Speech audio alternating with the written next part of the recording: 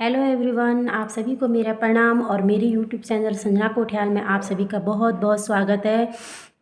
तो पहले तो सबसे पहले आप सभी लोगों को हैप्पी इगास।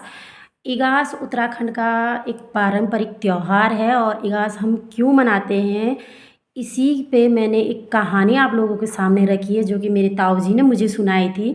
जब मैं 11th-12th में थी तो मैं बैठती थी अपने ताऊ जी के साथ बहुत, और मुझे ऐसी बहुत सारी कहानी सुनाते थे।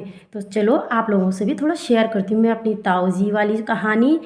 वो कहानी बहुत पहले से ही है, उनको ऐसी बहुत सारी कहानियों का ज्ञान था, वो मुझे भी सुनाते थे और उनके साथ बैठकर चाय पीकर ये कहानियाँ मैं सुनती थी बहुत ही ज़्यादा मज़े से। तो आइए आप लोगों के साथ भी शेयर करती हूँ। तो एक बार की बात है, जब दिवाली आने वाली थी और भीम अपनी माँ कुंती और अपने चारों भाई के साथ नहीं थे, वो कहीं गए हुए थे किसी कार्य से। तो दिवाली पे जब वो थे नहीं तो दिवाली मनाई होगी उनकी माँ भाई लोगों ने। तो जब भीम घर लौट के आए तो वो अपनी माँ से रुष्ट हो गए थे, क्रोधित हो गए थे कि माँ, मैं तो यहाँ था ही नहीं, आपने दिवाली पे पकवान बनाए होंगे, आपने खाए होंगे, भाइयों को बांटे होंगे, आप लोगों ने मज़े किए होंगे और आप लोगों ने मुझे याद नहीं किया, मेरे बिना ही दिवाली मना दी।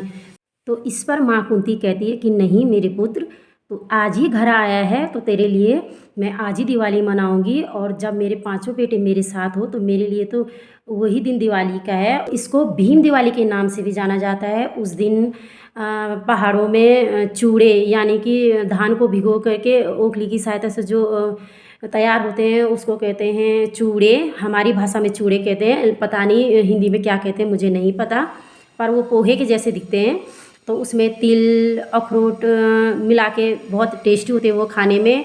और इगास इसलिए भी ख़ास है क्योंकि गांव में होता है कि लक्ष्मी पूजा पे जो हाउसवाइफ होती हैं वो लक्ष्मी पूजा के कारण, क्योंकि अपने घर में भी लक्ष्मी पूजा करनी होती है उन्हें, तो वो नहीं जा पाते हैं मायके। कई लोग चले जाते हैं पर कई लोग नहीं जा पाते हैं मायके। तो वो अपनी माँ से कहती, माँ मैं इक्कासी पर ओलूँ, यानी कि इगास को आऊँगी मैं अपने मायके। तो वो अपनी मम्मी पापा से मिलने की खुशी में भी, मायके को जाने की खुशी में भी इगास को बहुत बहुत बहुत पसंद करती हैं। और इगास हम उत्तराखंड के लोगों का एक बहुत ही प्यारा त्यौहार है। हम लोग उस दिन ज़्यादातर दाल के पकौड़े बनाते हैं। मैंने जैसे बताया कि चूड़े खाते हैं, यानी कि चूड़े धान को भिगो के उसको ओखली की सहायता से कूट के वो दिखने में बिल्कुल पोहे के जैसे होते हैं। तो बहुत ज़्यादा सेलिब्रेट करते हैं हम इस त्यौहार को। हम उत्तराखंडियों का मतलब एक इंतज़ार रहता है, यार इगास ओणवल से और हम उन में जान। ये है हाउस वाइफ का कहना कि इगास आएंगे हम जाएंगे मायके। तो मैं भी अपने मायके को आज बहुत ज़्यादा मिस कर रही हूँ। मैं ज़्यादातर इगास को ही जाती थी मायके, लेकिन अभी मैं हूँ नहीं गाँव में, तो इसलिए ये छोटी सी कहानी मैंने आपके सामने रखी। और आज मुझे अपने ताऊ जी की भी बहुत याद आ रही है, मैं उनको बहुत मिस करती। मैं जब भी मायके जाती थी तो मेरा मायका होता था मेरे ताऊ जी के साथ बैठना, उनके साथ चाय पीना, उनसे अच्छी अच्छी कहानियाँ सुनना।